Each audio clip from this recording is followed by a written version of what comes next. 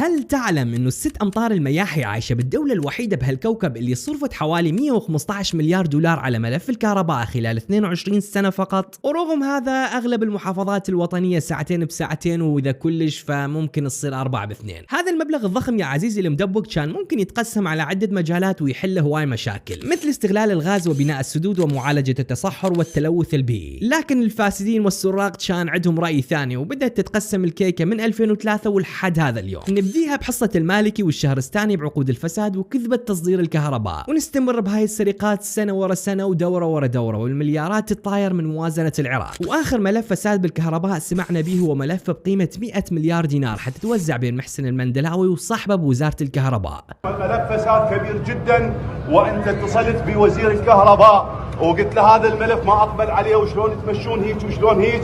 بعدين لا مو سويت عليه، بعدين صارت انت صداقه مع الوزير وانا الضحيه، انا اللي انفصلت وانا اللي تاذيت. لا اعطيني مجال، انا بكل ادب جاي احكي وهنا حضره الامام.